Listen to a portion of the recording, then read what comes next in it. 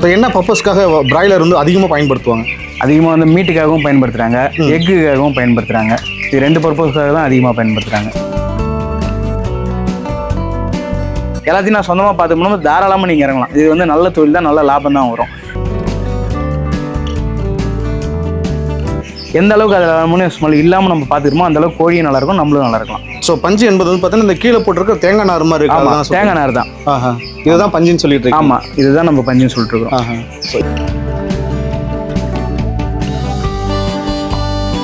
சரிங்க. ஸோ 5750 கோழி 30 நாள் வளர்ப்பீங்களா 38 நாள் வளர்ப்பீங்களா? அதாவது பார்த்தீங்கன்னா இது வந்து 32 நாள் வரைக்கும் நம்ம வளர்க்கணும். 38 நாள் ஆகும். 38 சம்மரில் மட்டும் 40 நாள் ஆகலாம்.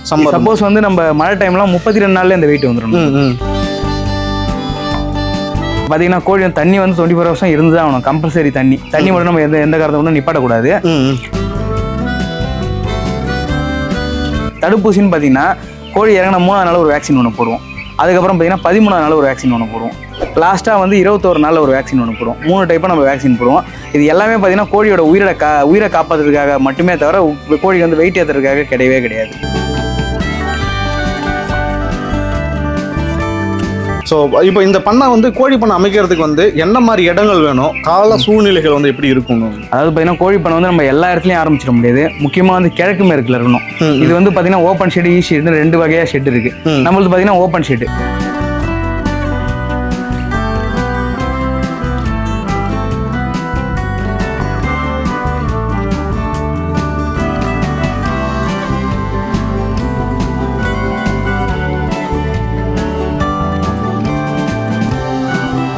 நேயர்களுக்கு வணக்கங்க. கடலூர் மாவட்டத்தில் இருக்கும். கடலூர் மாவட்டத்தில் கறிக்கோழி பண்ணையில் இருக்கும். இந்த பண்ணையில் வந்து பார்த்தீங்கன்னா மொத்தம் 5750 கோழிகள் இருக்குது. 5750 கோழிகளுமே ஒரு பேட்ச்க்கு வந்து பார்த்தீங்கன்னா 1 லட்சமும் ப்ராஃபிட் எடுத்திருக்காங்க, 40,000 ப்ராஃபிட் எடுத்திருக்காங்க. சில சமயம் வந்து பார்த்தீங்கன்னா லாபம் வந்து குறையிற மாதிரி இருக்குங்க. இந்த பண்ணையை பற்றி ஒரு முழு தகவலை பார்த்துக்கலாம். அதே போல் இந்த கறிக்கோழி பண்ணையை வந்து யாருக்கெல்லாம் செட் ஆகும், ஸோ யாராலும் இந்த கோழி பண்ண வைக்கலாம், புதுசாக உள்ளே வரவங்க, இல்லை ஏற்கனவே பண்ண வச்சிருக்கோம் வேறு ஏதாவது மாற்றணுமா அப்படின்ற ஒரு முழு தகவலை அவர் பண்ணையின் உரிமையாளர் அனுபவ ரீதியாக சொல்லியிருக்காரு.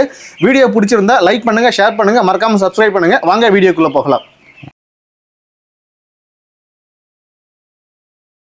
அண்ணா வணக்கம். வணக்கண்ணா. நல்லா இருக்கீங்கண்ணே? நல்லா இருக்கேன். உங்களை பற்றி கொஞ்சம் அறிமுகப்படுத்திக்கிங்க. என் பேர் வந்து பிரதாப். நம்ம வந்து கடலூர் டிஸ்ட்ரிக்டில் இருக்கோம். கோழி பண்ணை வந்து கடலூர் டிஸ்ட்ரிக்டில் இருக்குது, கன்றக்கோட்டை கிராமத்தில் இருக்குது. சரி, நம்மகிட்ட எத்தனை கோழிகள் இப்போ இருக்குங்க?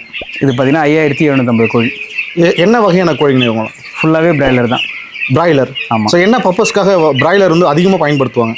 அதிகமாக வந்து மீட்டுக்காகவும் பயன்படுத்துகிறாங்க, எக்குக்காகவும் பயன்படுத்துகிறாங்க. இது 2 பர்பஸ்க்காக தான் அதிகமாக பயன்படுத்துகிறாங்க. சரிங்க. கறிக்காகவும் முட்டைக்காகவும் பயன்படுத்துவாங்கன்னு சொல்கிறீங்க. இப்போ நாம வளர்க்குற கோழி எதுக்காக பயன்படுத்துகிறாங்கன்னா கறிக்காக தான். ஆமாம். ஸோ இந்த கோழியை முட்டைக்காக பயன்படுத்தலாமா? இது பயன்படுத்தக்கூடாது. பயன்படுத்த முடியுமா? கறி பர்பஸ்க்காக உருவாக்கின பிரீடு இது. இந்த பிரீடு வந்து நம்ம கறிக்காக அதை மட்டும் தான் பயன்படுத்தணும், முட்டைக்காக பயன்படுத்தக்கூடாது. சரி, இப்போ 5000 எத்தனை கோழிகள்? 750. 5750. 5750 கோழிகள் வந்து இருக்கிறதா சொல்லியிருக்கீங்க. எவ்வளோ பரப்பளவில் பண்ண இருக்குங்க? இது பார்த்தீங்கன்னா 6600 ஸ்கொயர் ஃபீட் வரும். எத்தனை ஷெட்டு போட்டிருக்கீங்க? மொத்தமாக 4 ஷெட். இது மொத்தம் 4 ஷெட்டு. ஒவ்வொரு ஷெட்டு வந்து என்ன அளவு நீளம், என்ன அகலம்னு? அதாவது பார்த்தீங்கன்னா முதல் ஷெட் 65 அடி நீட்டு வரும். எல்லாமே வந்து 22 அடி தான் அகலம், உள்ள அகலம். அதை ஃபர்ஸ்ட் ஷெட் 65 அடி நீட்டு, 2வது ஷெட் வந்து 80 அடி, 3வது ஷெட் 75, 4வது ஷெட் 80 நீட்டு. சரிங்க. இந்த பண்ணை வந்து தொடங்கி எத்தனை ஆண்டுகள் ஆகுது? இது பார்த்தீங்கன்னா ஒரு 2 வருஷம் ஆகுது. 2 வருஷம் ஆகுது. ஸோ இது வரைக்குமே பண்ணை வந்து லாபத்தில் போயிட்டு நஷ்டத்தில் போயிட்டு இருக்கலாம்? லாபம் நஷ்டம் ரெண்டுமே வரும். ரெண்டுமே போயிட்டு. ஆமாம், ரெண்டுமே வரும். எது அதிகமாக இருக்கும்னு? அதாவது பார்த்தீங்கன்னா இப்போ இருக்க விலைக்கு இப்போ இருக்க நிலைமைக்கு பார்த்தீங்கன்னா நான் வந்து ஒரு 8 வருஷம் முன்னாடி லீஸ் பண்ண எடுத்து பார்த்துருந்தேன். அதுலேருந்து அனுபவத்து மூலிமா தான் இந்த புது பண்ணை வந்து நான் கட்டினேன். சரிங்களா? லீஸ் பண்ண வந்து நானும் என் ஃப்ரெண்டு சேர்ந்து கட்டினேன் பண்ணது. அப்போ பார்த்தீங்கன்னா 8 வருஷம் முன்னாடி பஞ்சோட ரேட்டு பார்த்தீங்கன்னா வெறும் 60 ரூபா தான். ஒரு மூட்டையோட பஞ்சோட ரேட்டு 60 ரூபா தான். இப்போ பார்த்தீங்கன்னா 240 ரூபா கொடுத்தாலும் பஞ்சுக்கு ரொம்ப டிமாண்டாக இருக்குது. அப்போ கரண்ட் பில் பார்த்தீங்கன்னா 750 ரூபா 600 ரூபா தான் வருமே. இந்த 6000 கோழிக்கு 650 ரூபா 800 தான் கரண்ட் பில் வரும். இப்போ பார்த்தீங்கன்னா 8000 ரூபா 9000 ரூபா கரண்ட் பில் மட்டுமே வருது. ஆனால் நம்மளுக்கான ரேட்டு பார்த்தீங்கன்னா கம்பெனி சைடில் நம்ம வந்து கம்பெனியோட டைப் வச்சு தான் வளர்க்குறோம், சொந்தமாக வளர்க்கல. கம்பெனிலேருந்து நம்மளுக்கு தர ரேட்டு பார்த்தீங்கன்னா அந்த 8 வருஷம் முன்னாடி என்ன ரேட்டு கொடுத்தாங்களோ அந்த ரேட்டு தான் இப்பயும் தராங்க. அதில் எந்த விதமான மாற்றம் இல்லாதனால லாபம் வந்து நமக்கு கொஞ்சம் குறைவாக வருது. ஆமாம், அதை வச்சு தான் சொல்கிறேன் லாபம் நஷ்டம் ரெண்டுமே ஈக்குவலாக தான் இருக்குன்றேன். சரிங்க. இப்போ கோழிகளுக்கு வந்து நோய் மலன்மைன்னு சொல்லிட்டு இருக்கும் இல்லைங்களா? சில சமயம் வந்து நிறைய நோய் கோழிக்கு நோய் வந்துச்சுன்னா எல்லா கோழியுமே வந்து இறந்துடும் அப்படின்ற மாதிரி சொல்லுவாங்க. அதை பற்றி உங்களுடைய கருத்துக்களை நம்ம பண்ணி அந்த மாதிரி நடந்திருக்குங்களா? இல்லை, இந்த பண்ணையில் இது வரைக்கும் அந்த மாதிரி எதுவுமே நடக்கல. இதுக்கு முன்னாடி பார்த்தீங்கன்னா ஒரு 7 வருஷம் முன்னாடி IBHன்னு ஒரு நோய் வந்துச்சு. IBH நோய் தான் ரொம்ப இருக்கிறதுல சிவியரான நோய். அது வந்து பார்த்தீங்கன்னா கோழி வந்து தலை வீங்கிடும், கண்ணில் தண்ணி வர ஆரம்பிச்சிடும். மண்டை வீங்கினோடனே அது என்ன பண்ண தீனி எடுக்க தோணாது. அதுக்கு மண்டை ஃபுல்லாக வீங்க அதுக்கு ஒரு மாதிரி கேரில் இருக்கும். சாப்பிடணுன்ற எண்ணம் வராது. சாப்பிடாம அந்த கோழி பார்த்தீங்கன்னா 2 கிலோ இருந்த கோழி கூட 1 கிலோ வெயிட் வரும். சுத்தமாக 1/2 கிலோ ரேஞ்சுக்கு வந்துடும். இம்யூனிட்டி பவர் குறைஞ்சு ஆட்டோமேட்டிக்காக கோழி வந்து இறக்க ஆரம்பிச்சிடும். அந்த மாதிரி பிரச்சனை கண்டிப்பாக இதில் வரும். அது எப்போ வரும்னா சம்மர் டைமில் மட்டும்தான் வரும். பிப்ரவரியிலேருந்து மே மாதம் இந்த ஆகஸ்ட் மாதம் வரைக்கும் இந்த ப்ராப்ளம் வரலாம். அதுக்கு வந்து நம்ம கொஞ்சம் பண்ணையில் வந்து நம்ம புது ஆள் அலோவ் பண்ணாமல், இப்போ சப்போஸ் சூப்பர்வைசர் இருக்காங்க, மேனேஜர் இருக்காங்கன்னா வெளில வந்து நம்ம ஒரு தண்ணி வைக்கணும். ப்ளீச்சிங் பவுடர் கலந்த ஒரு தண்ணி வைக்கணும். எதுக்காகனா அவங்க வெளி பண்ணைக்கு போயிட்டு இருப்போம், அங்கே டிசீஸ் இருக்கலாம். முதல் டிசீஸ் எங்கேருந்து போகிறோம், நம்ம காலில் போட்டுருக்க செருப்புலேருந்து அங்கேருந்து ட்ராவல் ஆகி நம்ம பண்ணைக்கு வர வாய்ப்பு இருக்குது. வெளில நம்ம அது மாதிரி வைக்கும்போது ஒரு 100% கண்ட்ரோல் பண்ண முடியாது, ஒரு 90% வந்து நம்மளால கண்ட்ரோல் பண்ண முடியும். அப்படி கண்ட்ரோல் பண்ணலாம். வெளி பணக்காரங்க நம்ம உள்ளே வரும்போது அவங்களுக்கு ஒரு 40 நாள் கோழிக்கலாம், அவங்க பண்ணையில் 30 நாள் கோழிக்கலாம். நம்மளுக்கு பார்த்தீங்கன்னா ஒரு 10 நாள் கோழிக்கலாம், 12 நாள் கோழிக்கலாம். அதுக்கான இம்யூனிட்டி பவர் வேறு. அதுக்கு கண்டிப்பாக நோய் இருக்கலாம். அவங்களுக்கும் தெரியாது நோய் இருக்கும்னு. ஏன்னா அது லோடு ஏற்றுற பண்ணாது. அது மாதிரி ஆளுங்களையும் நம்ம கொஞ்சம் உள்ள விடக்கூடாது. மோஸ்ட்லி பணக்காரங்களே வரமாட்டாங்க. அவங்களுக்கே தெரியும் நம்ம இந்த பண்ணைக்கு போனால் பிரச்சனை வரும்னு அவங்களுக்கு தெரியும். அவங்களுக்கு கொஞ்சம் வெளியில் நிற்க வச்சு பேசிட்டு அவங்களுக்கு என்னவோ நம்ம வேலை சொல்லிட்டு கொஞ்சம் உள்ள வர வைக்காம நம்மளும் வரும்போது கொஞ்சம் சுத்தமாக வரணும். பண்ணைக்குள்ளே வரும்போது வெளில போயிட்டு வரும்போது கொஞ்சம் க்ளீனாக வந்தோன்னா நம்மளுக்கு நோய் இல்லாமல் ஓரளவுக்கு பாதுகாப்பு பண்ணலாம். சரிங்க. இப்போ நோய் மேலாண்மைக்கே வந்து பார்த்தா நம்ம இவ்வளோ ரெஸ்ட்ரிக்ஷன் நீங்கள் சொல்கிறீங்க. ஸோ இப்படியெல்லாம் வரணும் அப்படின்ற மாதிரி இந்த கோழிகள் வந்து இந்த கோழிக்கறி வந்து சாப்பிட்றதுனால மேபி வந்து ஆன்லைன்லாம் பார்த்தோம்னா சாப்பிடக்கூடாது அப்படின்ற மாதிரி இருக்கு, நியூஸ் எல்லாம் இருக்கு. சாப்பிடக்கூடாது, ரெண்டுமே இருக்கு. ஆமா. ஸோ அதை பத்தி உங்களுடைய கருத்துக்கள் என்ன? என்ன பொறுத்தவரைக்கும் நான் 8 வருஷம் சாப்பிட்டு தான் இருக்கிறேன். எனக்கு எந்த விதமான ஹெல்த் இஷ்யூ வந்ததில்லை. ரெண்டாவது பார்த்தீங்கன்னா நம்ம கவர்மெண்ட்டே பார்த்தீங்கன்னா ஒரு 10 வருஷம் முன்னாடி இதில் ஒரு சில கெமிக்கல்லாம் ஃபீட்ல வந்து யூஸ் பண்ணாங்க தான். கவர்மெண்ட் நம்ம பிரைவேட் கம்பெனி வந்து ஃபீட்லாம் யூஸ் பண்ணாங்க. ஒரு சில கெமிக்கல் யூஸ் பண்ணாங்க. நம்ம தமிழ்நாடு கவர்மெண்ட் வந்து குறிப்பிட்ட கெமிக்கல் மட்டும் தான் யூஸ் பண்ணணும், ஒரு சில கெமிக்கல் யூஸ் பண்ணக்கூடாதுன்னு சொல்லிட்டு அவாய்ட் பண்ணியிருக்காங்க. இப்போ ஒன்றும் இல்லை, இது சப்போஸ் இந்த கம்பெனிக்காரங்க வந்து ஃபீட்ல ஏதோ ஒரு கவர்மெண்ட் தடை செய்ய கெமிக்கல் கலக்குறாங்க. கவர்மெண்ட் சைட்ல இருந்து ஆளுங்க வந்து இந்த ஃபீடை எடுத்துட்டு போய் செக் பண்ணாலே போதும், அவங்க வந்து இதை கண்டுபிடிச்சலாம். கம்பெனிக்கு வந்து அதிகமான பெனால்ட்டி போடுவாங்க. அதனால வந்து கம்பெனி மோஸ்ட்லி அதெல்லாம் பண்றது கிடையாது. ஃபீட்ல வந்து கவர்மெண்ட் என்ன சொல்லணும், அந்த வகையான மெடிசின் தான் கலக்குறாங்க. ரெண்டாவது கம்பு, சோளம் இது மாதிரி தான் கலக்குறாங்க. இந்த குழந்தைங்களுக்கு தரக்கூடிய மல்டிவிட்டமின்ஸ், இப்போ நம்ம வீட்டில் ஒரு குழந்தை பிறந்திருக்கு, டாக்டர் எழுதி தராங்க பார்த்தீங்களா, மல்டிவிட்டமின்ஸ் கொடுங்க, அது மாதிரிலாம் அது மாதிரி தான் இதில் ஒரு சில இது கலக்குறாங்களே தவிர மற்றபடி உடம்புக்கு கெமிக்கல், உடம்புக்கு கெடுதலான விஷயம் எதுவும் அவ்வளோவா எனக்கு தெரிஞ்சு இல்லை அதில். ஆமாம். சரி, இப்போ 2 வருஷமா இந்த பண்ணை இருக்கு. அதுக்கு முன்னாடி 7 வருஷமா லீஸ் பண்ண பார்த்துட்டு இருந்தோம். ஆமாம். ஸோ ஒரு 9 வருஷம் இல்லைங்களா? சொந்த பண்ணை ஸ்டார்ட் பண்ணி 2 வருஷம் ஆகுது. ஸோ இப்போ இந்த பண்ணை வந்து கோழி பண்ணை அமைக்கிறதுக்கு வந்து என்ன மாதிரி இடங்கள் வேணும், கால சூழ்நிலைகள் வந்து எப்படி இருக்கும்? அதாவது பார்த்தீங்கன்னா கோழி பண்ணை வந்து நம்ம எல்லா இடத்துலையும் ஆரம்பிச்சிட முடியாது. முக்கியமாக வந்து கிழக்கு மேற்குல இருக்கணும். இது வந்து பார்த்தீங்கன்னா ஓப்பன் ஷெட், ஈ ஷெட்னு 2 வகையாக ஷெட் இருக்கு. நம்மளுக்கு பார்த்தீங்கன்னா ஓப்பன் ஷெட். ஈ ஷெட்னும் போது அதுக்கு வந்து ஏசி உள்ள போட்டு இது பண்ணுவாங்க. இப்போ ஓப்பன் ஷெட்னும் போது நம்ம வந்து உள்ள மேலே ஃபேன் இந்த மாதிரி விஷயம் தான் நம்மளால இருக்க முடியும். ஓப்பனாக தான் இருக்கும் எல்லாமே. ஈ ஷெட் பார்த்தீங்கன்னா ஃபுல்லாவே க்ளோஸ். அங்கே வந்து வெளியே அட்மாஸ்பியர் வந்து உள்ள வெளி கிளைமேட் காற்று எதுவுமே உள்ள வராது அவ்வளோ சீக்கிரத்தில் கோழி இருக்கும்போது.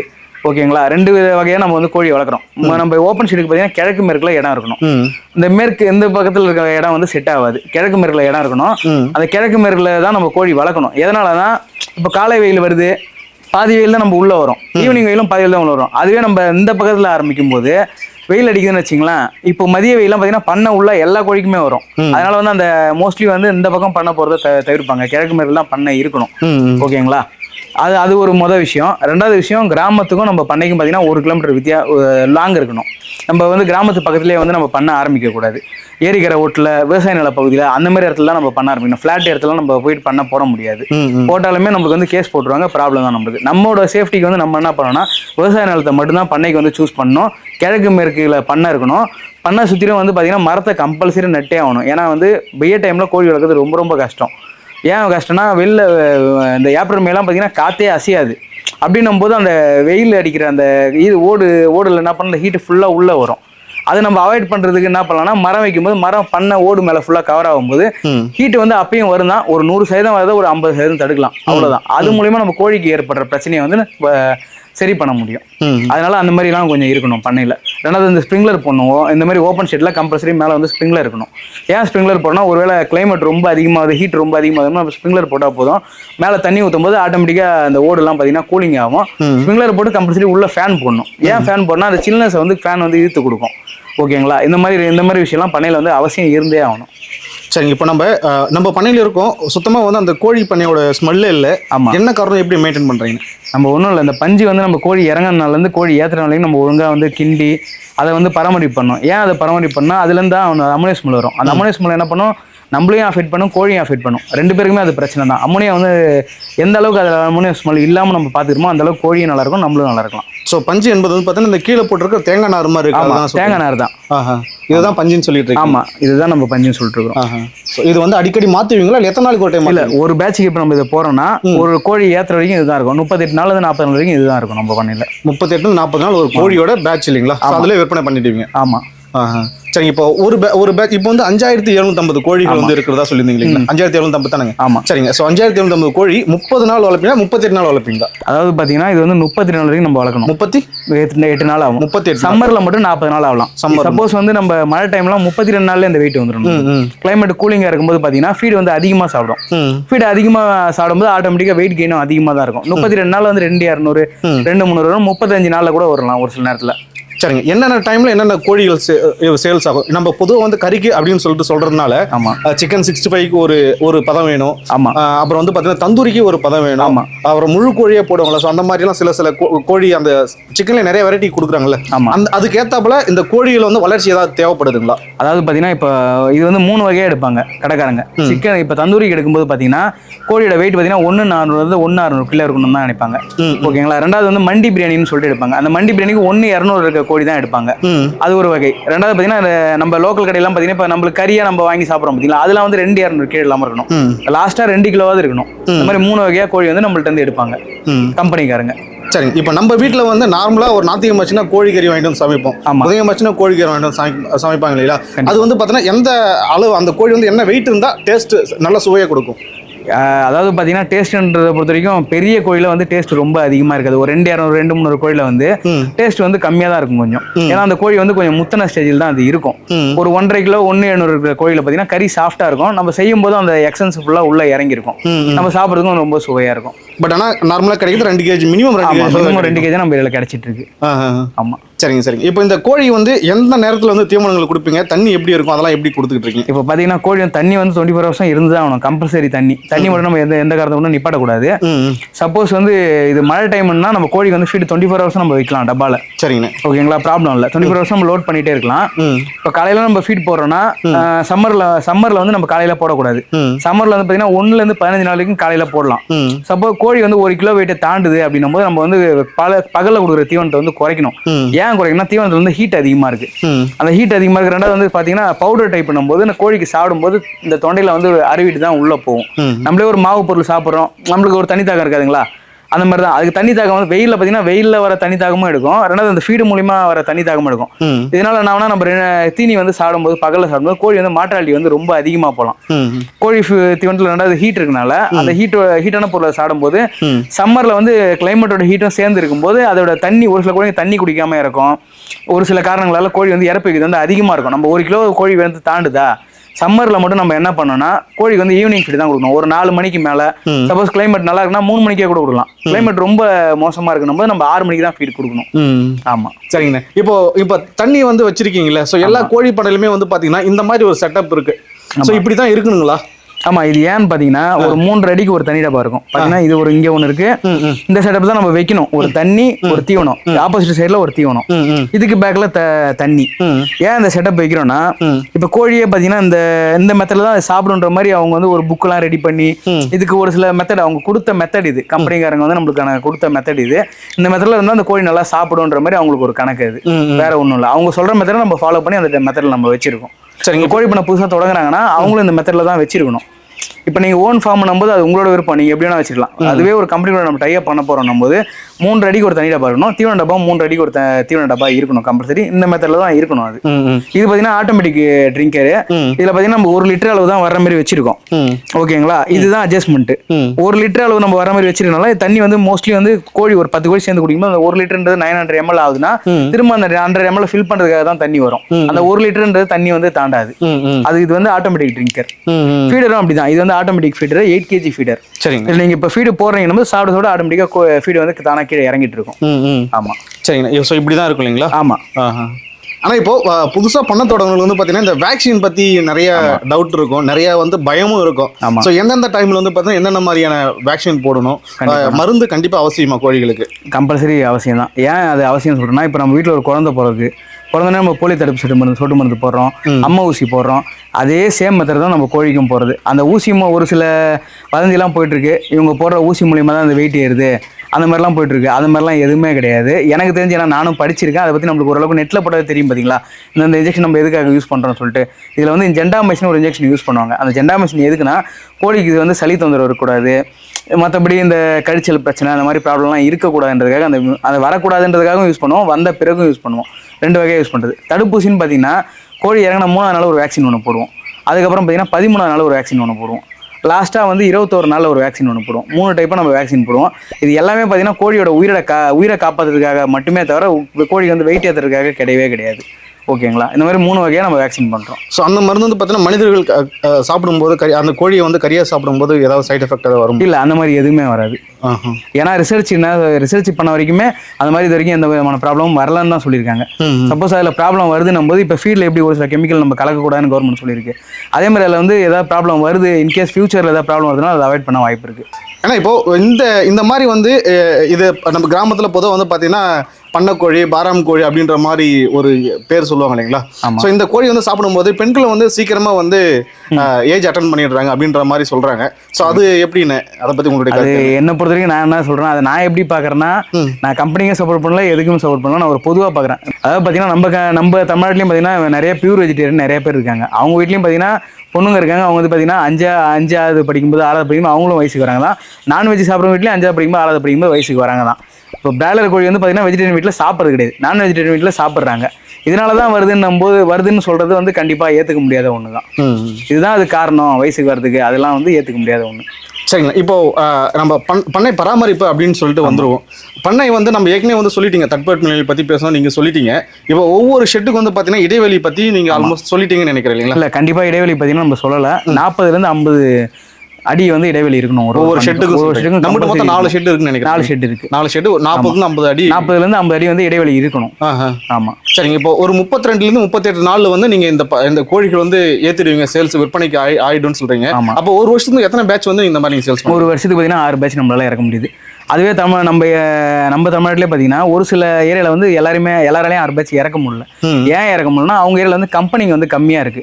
இப்போ வந்து நம்ம ஏரியாவில் பார்த்தீங்கன்னா 8 கம்பெனி இருக்கு. எனக்கு சப்போஸ் எந்த கம்பெனி 6 பேட்ச் இறக்குறாங்களோ அந்த கம்பெனிக்கு நான் போயிடுவேன். ஆல்டர்னேட்டாக அந்த மாதிரி பண்ணிப்பேன். சப்போஸ் வந்து ஒரு சில ஏரியாவில் வந்து பார்த்தீங்கன்னா கம்பெனி வந்து கம்மியாக இருக்கும், 2 கம்பெனி தான் இருக்கும். அவங்க வந்து பார்த்தீங்கன்னா ஆனால் பண்ணைன்னு பார்த்தீங்கன்னா 100 பண்ணைங்க இருக்கும். அந்த 100 பண்ணைக்கு வந்து 2 கம்பெனில கோழி இறக்க முடியாது. அவங்களுக்குலாம் பார்த்தீங்கன்னா 4 பேட்ச் இறக்குறவங்களும் இருக்காங்க, 6 பேட்ச் இறக்குறவங்களும் இருக்காங்க, 7 பேட்ச் இறக்குறவங்க கூட இருக்காங்க இந்த பண்ணை இது பொறுத்த வரைக்கும். அது மாதிரி புதுசாக பண்ண போகிறவங்க நம்ம என்ன பண்ணோம்னா, எடுத்தோடனே பண்ணையை கட்டிட்டு நம்ம ஏரியாவில் என்ன கம்பெனி இருக்குன்னு போய் பார்க்கக்கூடாது. முன்னாடியே வந்து நம்ம பக்கத்தில் இருக்க பண்ணைங்களுக்கு போனோம், அங்கே போய் விசாரிக்கணும் எத்தனை பண்ணைங்க நம்ம ஏரியாவில் இருக்குது, எத்தனை கம்பெனிங்க இருக்குது, ஒரு வருஷத்துக்கு எத்தனை பேட்ச் உங்களுக்கு இறக்குறாங்க அப்படின்றத நம்ம கேட்டுக்கிட்டு தான் நம்ம வந்து பண்ணையே முதல்ல போடணும். இப்போ இருக்க காலகட்டத்தில் யாராவது புதுசாக பண்ண போட வராங்கன்னா, நானே ஒரு பண்ணக்காரன் தான், ஆனால் நானே என்ன சொல்றேன்னா போடாதீங்கன்னு தான் சொல்லுவேன். ஏன் போடாதீங்கன்னு சொல்றேன்னா, லாபமும் நஷ்டமும் ஈக்குவல் பங்காக தான் வருது. 8 வருஷம் முன்னாடி பார்த்தீங்கன்னா தேங்காய் பஞ்சு உங்கள்கிட்ட முன்னாடி தான் சொல்லியிருந்தேன், 60 ரூபா வித்துச்சு தேங்காய் பஞ்சு. இப்போ வந்து 240 ரூபா விற்குது. லாபம்ன்றது வந்து நம்மளுக்கு வந்து ரொம்ப குறைவாக கிடைக்குது. இதில் நம்ம இன்வெஸ்ட்மெண்ட் பண்ணுறோம் போது லாபம் வந்து குறைய கிடையாது. இதுக்கு சப்போர்ட்டிவாக தான் விவசாயத்தில் நிறைய பேர் போராட்டம் பண்ணுறாங்க. நாங்கள் கோழி பண்ண வச்சுருக்கோம், நாங்களே வந்து ஸ்ட்ரைக் பண்ணிட்டு தான் இருக்காங்க. எதனாலனா அந்த ரேட் வந்து நம்மளுக்கு செட் ஆகலைன்ற மாதிரி ஸ்ட்ரைக் ஒரு பக்கம் போயிட்டு தான் இருக்கு. அதுக்கான சொல்யூஷன் கிடைச்சா புதுசாக பண்ண போகிறவங்க போடலாம், அது வரைக்கும் பண்ண போடாது நல்லதுன்னு தான் நான் சொல்லுவேன். லாஸ்ட்டாக நம்ம மீட் பண்ணும்போது இதில் நல்லா ப்ராஃபிட் இருக்கீங்க, நீங்கள் போடுறதுனா சொல்லுங்கள், நான் உங்களுக்கு கண்டிப்பாக சப்போர்ட் பண்ணுறேன் அப்படின்னு சொல்லிட்டு எனக்கு நீங்கள் பர்சனலாக சொன்னீங்க. ஆனால் இப்போ வீடியோவில் கேட்கும்போது பார்த்தீங்கன்னா வேண்டாம் அப்படின்ற மாதிரி சொல்லியிருக்கீங்க. இதுக்கு காரணம் விலையேற்றம் தான். ஆமாம், விலையேற்றம் மட்டும்தான். அந்த ஒரு வருஷத்தில் பார்த்தீங்கன்னா தேங்காய் பஞ்சு வந்து 240 ரூபா ரேட்டுக்கு வந்து விற்குது. இப்போ நம்ம 250 ரூபா கொடுத்தாலும் நம்மளுக்கு வந்து தேங்காய் பஞ்சு கிடைக்க மாட்டுது. அது ஒரு பிரச்சனை. இப்போ தேங்காய் பஞ்சுக்காக நம்ம 15 நாள் 20 நாள் வெயிட் பண்ண வேண்டியதாக இருக்குது. காசு கொடுக்க ரெடியாக இருந்தாலும் தேங்காய் பஞ்சு கிடைக்க மாட்டுது. தேங்காய் பஞ்சு, கரண்ட் பில்லு எல்லாமே அந்த வருஷம் வந்து ஏறி இருக்கு. ஏறிக்கிறதுனால ஒரே காரணத்துக்காக தான் அதுக்கேற்ற லாபம் இதுல இருக்குன்னு பார்த்தீங்கன்னா ஒன்றும் இல்லை. இப்போ ஒரு 10,000 எனக்கு கிடைக்குது, நான் ஒரு 8 வருஷம் முன்னாடி பார்த்தீங்கன்னா ஒரு உதாரணத்துக்கு சொல்றேன், 10,000 எனக்கு லாபம் வருதுன்னா, ஒரு வருஷத்துக்கு முன்னாடி வந்து பார்த்தீங்கன்னா நான் தேங்காய் பஞ்சு 60 ரூபாய்க்கு தான் வாங்கியிருக்கேன். 60 ரூபா வாங்குறேன், ப்ளஸ் வந்து கரண்ட் பில் வந்து கம்மியாக தான் இருக்கும். இப்பயும் அதே 10,000 தான் எனக்கு லாபம் கிடைக்குது. ஆனால் தேங்காய் பஞ்சு ரேட்டு 240 ரூபா விற்குது, கரண்ட் பில் வந்து ஹை ரேஞ்சில் விற்குது. ரெண்டாவது இன்னொன்று என்ன சொல்லுவேன்னா, பண்ணை நம்ம கட்டுறோம், சொந்தமாக நம்மளால வேலை செய்ய முடியும்னா மட்டும்தான் பண்ண வேலை செய்யுங்கன்னு நான் சொல்லுவேன். இப்போ இருக்க சூழ்நிலைக்கு சொல்கிறேன். ஏன் சொல்கிறேன்னா, லாபம்ன்றது நம்மளுக்கு கம்மியாக வருது. வர லாபத்தில் நம்ம 2 ஆளுங்களை வேலைக்கு போட்டால் வர லாபத்தை அந்த ஆளுங்களுக்கான சம்பளமாக தான் கொடுக்கணும். பண்ணை இப்போ போகணுன்னு மைண்டில் இறங்குறவங்க என்னால் வேலை செய்ய முடியும், நான் வேலை செய்வேன் என் பண்ணையில் அப்படின்றவங்க மட்டும் பண்ண போடுங்க. நான் ஆளை வச்சு தான் மெயின்டைன் பண்ணணும்னா பண்ணதை செஞ்சு போடாதீங்க தான் நான் சொல்லுவேன். நீங்க போடலாம், எப்போ போடலாம்னா இது கம்பெனி வந்து இதுக்கு ரேட் ஏற்றணும். இல்லையா நான் சொந்தமா கோழி இறக்கி நான் சொந்தமா ட்ரேடிங் பண்ணுவேன், சொந்தமா ஒரு 4 கடை வைப்பேன், எல்லாத்தையும் நான் சொந்தமா பார்த்துக்கணும், தாராளமாக நீங்க இறங்கலாம். இது வந்து நல்ல தொழில் தான், நல்ல லாபம் தான் வரும். இல்லை நான் கம்பெனியோட டைப் வச்சு பண்றேன் அப்படின்னும் போது நான் ஆளுங்களை வச்சு தான் நான் வேலை செய்யணும் போது உங்களுக்கு அது சரி வராது தொழில். சரிங்க, இப்போ கறிக்கோழி நீங்க பண்ணிட்டு இருக்கீங்க. ஸோ கறிக்கோழி வந்து இப்ப இருக்கிற காலகட்டத்தில் வந்து பார்த்தீங்கன்னா உங்களுக்கு ப்ராஃபிட் இல்லை அப்படின்ற மாதிரி சொல்லியிருக்கீங்க. ஆமா, இதுவே கம்மியா இருக்கு ரொம்ப. ஓகே, முட்டை கோழி போகும்போது இது ப்ராஃபிட் இருக்குமா இல்லை அதுக்கு இதுக்கு என்ன டிஃப்ரெண்ட் உங்களுக்கு ஏதாவது அதை பத்தி ஐடியா இல்லை? இல்லை, முட்டை கோழி பத்தி நம்மளுக்கு தெரியாது. நம்மளுக்கு வந்து பிராய்லர் கோழி பத்தி எல்லாமே ஓரளவுக்கு தெரியும். சரி, இப்போ நம்ம இந்த பதில் வந்து பார்த்தீங்கன்னா பண்ணையோட அமைப்பு வந்து ஷெட்டோட அமைப்பு வந்து பார்த்துட்டோம், இப்போ சுற்றுச்சூழல் வந்து பார்த்துட்டோம், ப்ளஸ் வந்து பார்த்தீங்கன்னா கோழி வந்து எத்தனை கோழி வச்சிருக்கீங்க, அதை எப்படி பராமரிக்கும் போது கொண்டு நம்ம பார்த்துட்டோம், என்ன ஃபீடு கொடுக்குறீங்க, என்ன தண்ணி எப்படி இருக்கணும் அப்படின்ற மாதிரியுமே பார்த்துட்டோம். நோய் மேலாண்மை பற்றியும் முடிஞ்ச அளவுக்கு நம்ம பார்த்துட்டோம், எதெல்லாம் பேசணுமோ அதை பேசிட்டோம் இல்லைங்களா.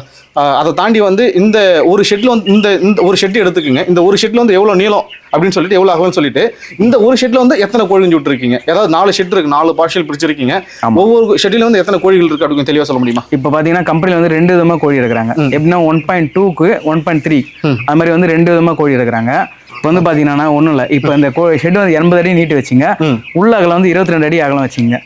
ஒரு சில கம்பெனி பார்த்தீங்கன்னா 1.2க்கும் கோழி எடுக்கிறாங்க, 1.3க்கும் கோழி எடுக்கிறாங்க. அது எப்படின்னு நம்ம வந்து கணக்கு போட்டு பார்க்கலாம். ஒன்றுமே இல்லை, இது வந்து ஷெட்டோட நீட்டு பார்த்தீங்கன்னா 80 அடி நீட்டு, 22 அடி அகலம், 1760 ஸ்கொயர் ஃபீட் வருதுங்களா. சரிங்க, இப்போ 1760 ஸ்கொயர் ஃபீட்டு டிவைடட் பை நம்மளுக்கு வந்து கம்பெனிக்காரங்க 1.2ல இப்போ இறக்குறாங்க கோழி. 1.2ல நம்ம இந்த ஒரு ஷெட்டுக்கு மட்டும் 1466 கோழி வருது ஒரு ஷெட்டுக்கு. ஆமா, இப்படிதான் நம்ம கணக்கு போடணும். ஷெட் வந்து நம்ம கோழிக்கு இப்போ கம்பெனிக்கான 1.3க்கு நான் கோழி இருக்குன்னு சொல்லுவாங்க. நிறைய பேருக்கு வந்து கணக்கு போட தெரியாது. போட தெரியாம நம்ம இந்த மாதிரி கணக்கு சிம்பிளா போட்டுக்க வேண்டியதான் மொபைல்லேயே. சரி, இப்போ இந்த ஷெட்ல வந்து 1000 கோழியா இருக்குதுங்க. ஆமா, இதுல வந்து 1466 கோழி இருக்கு. எனக்கு பார்த்தா அப்படி தெரியவில்லை, இன்னும் கொஞ்சம் தான் இருக்க மாதிரியா இருக்கு. ஆமா, இதாவது வந்து பாத்தீங்கன்னா வளர தான் அப்படி தெரியும், புதுசாக வரவங்களுக்கு அப்படி தெரியாது கோழி இவ்வளவு இருக்கு. இவ்வளவு கோழி இருக்கா, பாக்குறதுக்கு என்னடா கொஞ்சமா இருக்குது கோழி அப்படின்ற மாதிரி தான் இருக்கு. 1466 கோழி இருக்கு நம்ம கம்பெனியில். பாத்தீங்கன்னா இது வந்து பாத்தீங்கன்னா இப்ப நீங்க பாக்குறது பொட்டை கோழி, ஃப்ரண்ட்ல பாக்குறீங்க பாத்தீங்களா. பிராய்லர் கோழில இன்னும் ஒரு சில பேர் பேசுவாங்க இதுல பொட்டை கோழி கிடையாது, சேவல் கிடையாது, இதுல வந்து பொட்டை கோழி மேல் தனி ஃபீமேல் தனி பிரிக்க முடியாது நிறைய பேர் சொல்றாங்க. இது பாத்தீங்கன்னா இது வந்து மேல் ஃபீமேல், இது பின்னாடி இருக்கிறது மேல். ஏன் ரெண்டுமே பிரிச்சு வச்சிருக்கீங்க? ஏன் பிரிச்சுன்னா இப்போ வந்து நான் சொன்ன பாத்தீங்களா ஆரம்பிச்சு உங்களுக்கு தந்தூரி பர்பஸ்க்காக கோழி எடுக்கிறாங்க போது ஃபீமேல் வந்து பாத்தீங்கன்னா 1,500 1,600 வெயிட் தான் மேக்ஸிமம் வரும்.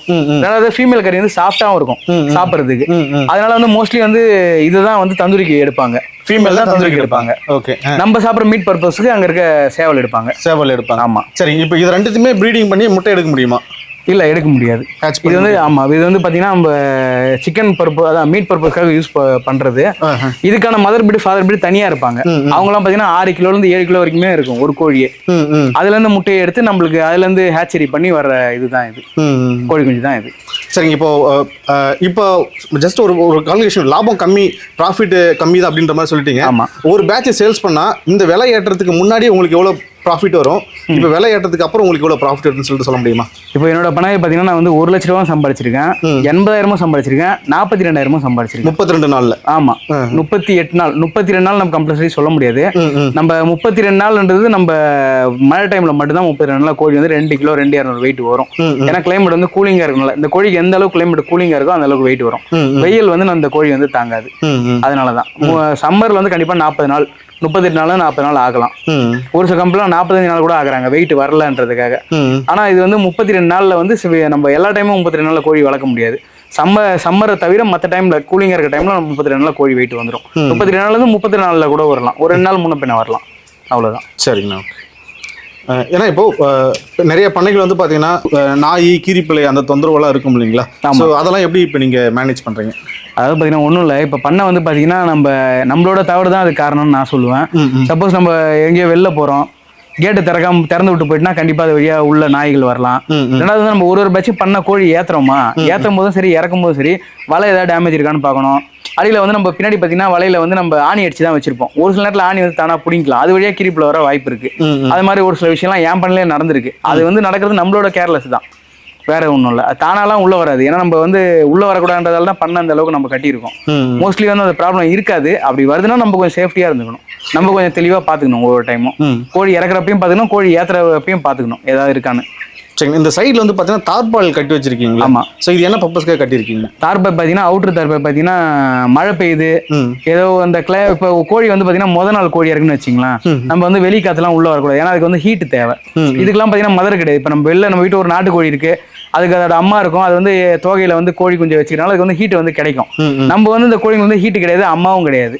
அப்படின்னா நம்ம தான் ஹீட்டான சூழ்நிலை வந்து கோழிக்கு நம்ம உருவாக்கணும். அதனால தான் நம்ம அவுட்டர் தார்பாய் பார்த்தீங்கன்னா ஃபுல்லாக ஏற்றி விட்ருவோம். கோழி இப்போ தான் முத நாளைக்கு வருதுன்னா அவுட்டர் தார்பாய் ஃபுல்லாக நம்ம ஏற்றி விட்ருவோம். மேலே வந்து ஃபுல்லாக க்ளோஸ் ஆயிருக்கும். இது வந்து பார்த்தீங்கன்னா ப்ரூடிங் தார்பாய். இந்த ஷேப் உங்களுக்கு பார்த்தாலே தெரியும், அப்படியே கட்டமாக வரும் பாருங்க, அந்த லாஸ்ட் வரைக்கும் போயிட்டு வருது. ஆமாம் ஆமாங்க. வெளி தார்பாய் நம்ம ஏற்றி விட்றோம், உள் தார்பாய் வந்து நம்ம வந்து இதையும் நம்ம இறக்கி விட்டுறோம்.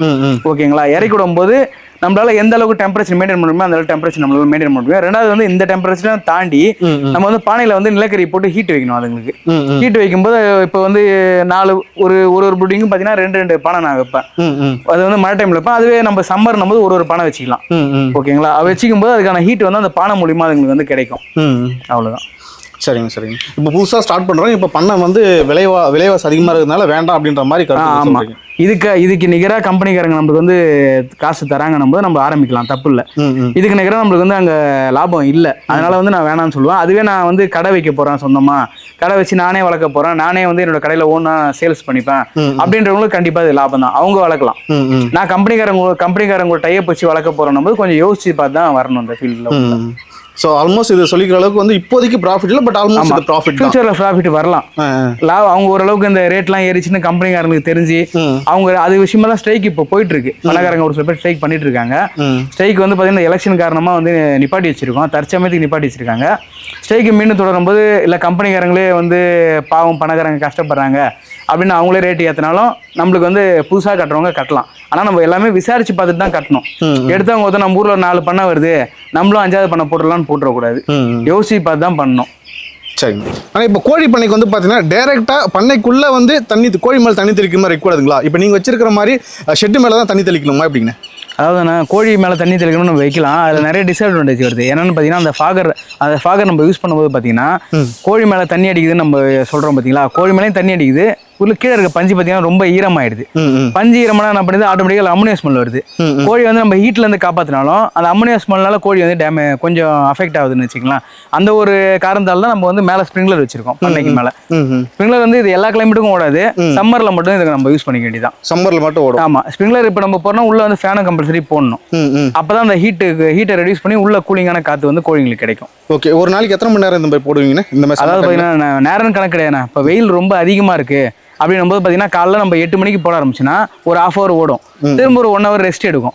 உள்ள நம்மளுக்கு ஹீட் தெரியுது அப்படின்னும் போது என்ன பண்ணுவோம், ஆட்டோமேட்டிக்காக நம்ம போட்டாகணும். இதுக்கு நேர கணக்கெல்லாம் நம்ம பார்க்கக்கூடாது. உள்ள ஹீட் தெரியுதா பண்ண உள்ள ஆட்டோமேட்டிக்காக ஸ்ப்ரிங்க்லர் நம்ம போட்டு தான் ஆகணும். உங்களுக்கு இன்னொரு விஷயம் ஏன்னா சம்மர்ல வந்து கரண்ட் பில் வந்து ரொம்ப அதிகமாக வரும். இதனால தான் நான் உங்ககிட்ட சொல்லியிருந்தேன், இப்போ புதுசாக பண்ண ஆரம்பிக்கிறவங்களுக்கு இந்த மாதிரி ஒரு சில ப்ராப்ளம்லாம் இருக்கு. கரண்ட் பில் அதிகமாக வருது. ஏன் அதிகமாக வருதுன்னா இந்த மாதிரி ஒரு சில விஷயம் நம்ம யூஸ் பண்ணுறதால வருது.